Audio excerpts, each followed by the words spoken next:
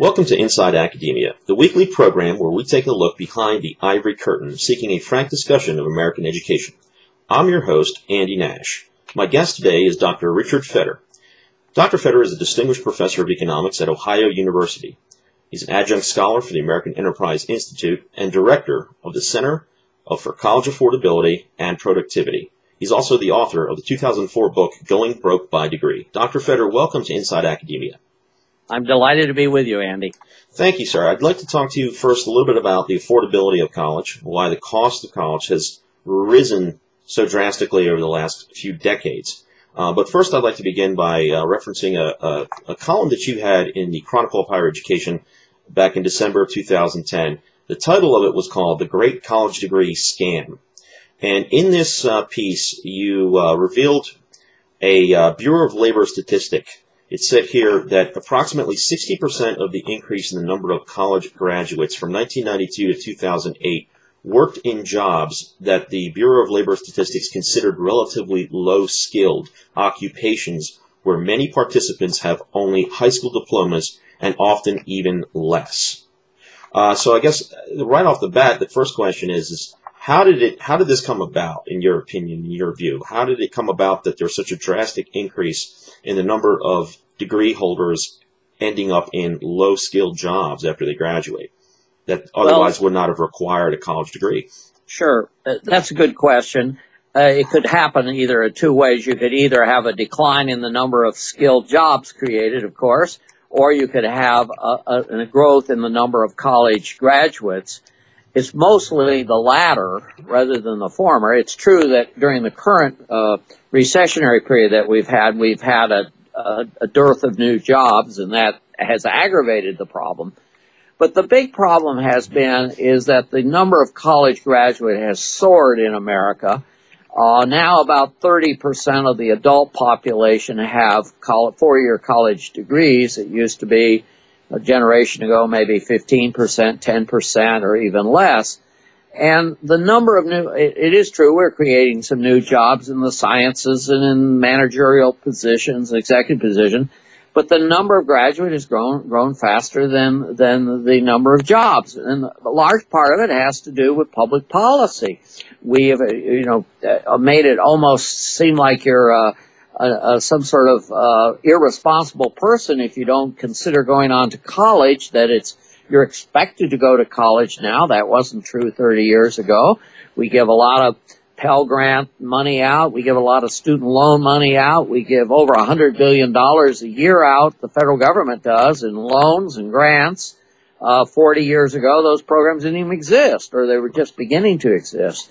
So we have gotten on this bandwagon that everyone should go to college, or nearly everyone should go to college. And the growth in the number of college graduates has just exceeded the growth in the number of jobs. Now, is it simply attributable to just that, or is there something to be said for what is truly being offered in the way of the classes, in the way of the education throughout the entire course of the curriculum that a student undergoes from freshman year to senior year? Is there anything to be said for the education itself? I think that's a good question. I suspect it's a very astute question. I am personally of the opinion that the quality of the offerings, that is what it is that colleges are delivering these days, is wanting in many regards. There are some new books out that are very much consistent with that point of view. The book Academically Adrift in particular has argued that juniors and seniors in college very often know no more than they did when they were freshmen. And so there's also a lot of evidence that the typical college student spends less than 30 hours a week in their academic pursuits, so they're not working terribly hard, they're not learning a lot.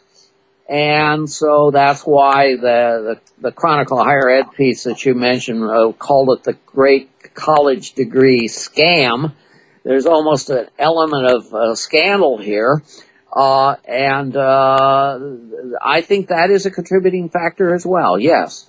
Now, in your book, Going Broke by Degree, it essentially showed that many states have spent a lot more money on higher education in the past 25 years than before, but apparently you claim that they experienced the least amount of economic growth. Can you elaborate on that a little bit? What exactly is the trend now in the last couple of decades as opposed to before? Are we putting so much more into colleges and universities as compared to what we're getting back out of them than before? Or what exactly is going on there? Well, yes. The law of diminishing returns is at work here. The more you spend on something can be good, and it might make sense to spend some money on it. And colleges are one thing; they're good. I'm not arguing that colleges are a useless institution. I teach at one. But at the same time, we have spending more and more and more resources on colleges and, as they say, starting to turn out students who can't get jobs and so forth. And we're taking resources away from a highly efficient private sector that is disciplined by market conditions, the market economy, to be efficient, to cut costs, to be innovative, all of those things. And we're giving it to a sector that is largely operating outside of market forces, not totally, but mostly. They have there's very little incentives at a typical university to cut costs. There's very little incentives to innovate. We teach pretty much the same way as Socrates did 2,400 years ago. So the incentive systems aren't there to be efficient. So we're taking money from an efficient part of the population, namely the taxpayers, if you like, and giving it to another sector of the economy that is less efficient. And that can actually have a drag on economic growth, even though, other things equal, it's better to have knowledgeable people than less knowledgeable people. Yeah, there's typically the public good argument that's made about colleges and universities, but many people are starting to seriously question that when you see so many students graduating, many of whom end up with insurmountable student loan debt, and they end up not being gainfully employed enough with which to be able to pay that back.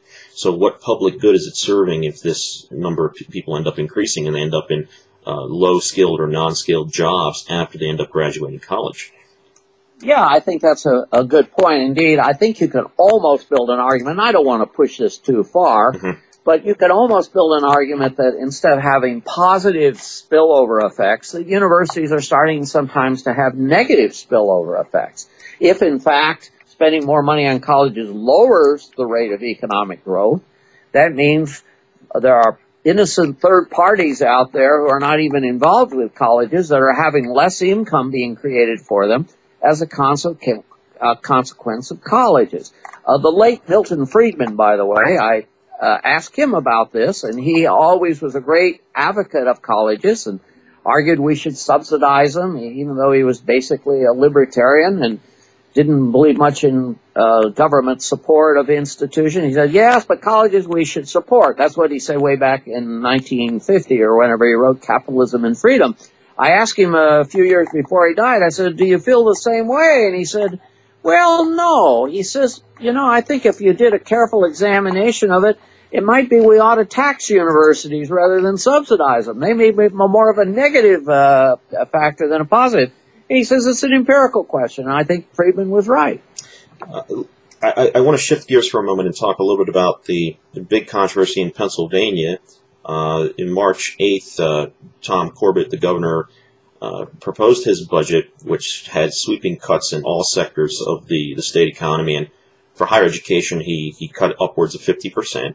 And the 14-state system of higher education schools, state-run schools, were pretty much under the same chopping block. And the 4 state-related schools, Penn State, Temple, Pitt, and Lincoln, testified before the Senate and House Appropriations Committees asking for more money. So now some of those representatives tried to pin down the 4 presidents of those schools, asking them, well, look, we've given you over $3.5 billion over the last decade or so, but tuition has gone up over 100% in that time period. What is going on? We don't know what you're doing with the money. None of these 4 presidents could necessarily give a substantive answer to that question. In your opinion, having studied economic history and taking a very close look at colleges and universities, why is the cost of tuition so dramatically high do you, first of all, believe it is, in fact, artificially inflated? And if so, why? What is the cause of that? There's no question, first of all, there's no question that costs are rising. Tuition costs to the individual, or even if you look at it in a broader sense, costs to society of colleges and universities, are rising rapidly. And there's no question in my mind that there's a variety of reasons for it, but a lot of them relate to public policy and to third-party payments, very much like healthcare. Why is healthcare going so expensive? Well, everyone goes to the emergency room at the drop of a hat because they think, well, it's not going to cost me much. It's going to cost someone else the money. And why do people go to college? Well, someone else is paying much of the bills.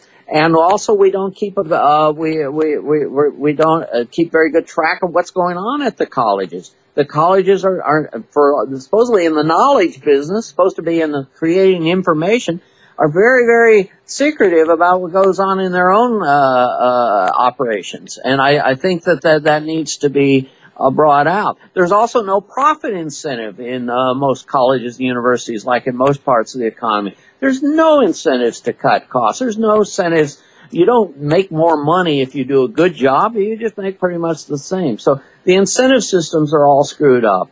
The information systems are screwed up. We don't know what's going on. The congressmen and the legislators, the Pennsylvania legislature has not the slightest idea what they're doing at Penn State, for example. Right. It's a good point, and because it's not a state-run institution, and so once they release the appropriation to general funds, tuition and state appropriations for general funds are what they call fungible, meaning they can use them to augment or offset just about any ancillary set of operations that they have when you're running. But that begs the question then, what is, because you specialize in public policy in addition to economic history, what would you say should be the public policy proposal going forward? And maybe you can tie this in a little bit to the Center for College Affordability and Productivity. Many of these representatives and legislators say that, look, once we give you the money, there's nothing that we can do. If you had to craft public policy in terms of getting state legislators to hold these institutions more accountable and transparent, what would it be? What would it say? What would your strategy be? Well, I would work in the direction of not giving money to institutions. If you want to support higher education, I'd give the money to students. There might be some modest exceptions to this rule. You may want to fund certain types of research, for example, on a different basis. But basically, I would move in that direction. Initially, I think that was what Governor Corbett was thinking of proposing. I don't know what ended up being the proposal. So you mean like a voucher system in place of a voucher system? A voucher system. It's a step in the right direction. Now, go ahead. Yeah. Just quickly on that note, since you're an economist, couldn't it be said though that right now one of the effects that federally subsidized student loans are having is that it pushes all these people into college. The college ends up raising their tuition because they can, because the federal government is backing up the loans that put them there in the first place. There's no incentive for the university to lower the tuition. So arguably this is partially at least causing the tuition to keep going up. So if we give more vouchers to the students to go there, would that actually hold the university more accountable, or would they just keep skyrocketing the tuition anyway? Well, in a perfect world, I think government should get out of the higher education business. I don't think they have any business being in higher ed. I don't think there's any positive spillover effects whatsoever to colleges, or whatever there are offset by some negative effects. The effects are so trivial, almost all the benefits of colleges accrue to the people who attend. They're the ones that should pay the bills. So in a perfect world, that would be a system I would work towards. Sometimes you have to do second best solutions, and rather than giving the money to the president of Penn State, Spanier is the president there, rather than giving him the money and say, here's the money, go and do with it what you want, I would give the money to students and at least make Penn State beg to get the students. I think it's not the ideal solution, and I think you're right. It can push up costs.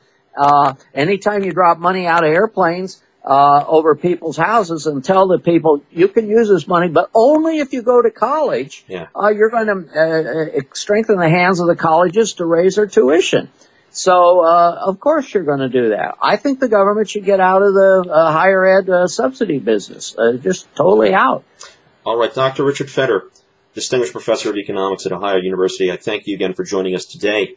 Perhaps we can talk about this again in a future time.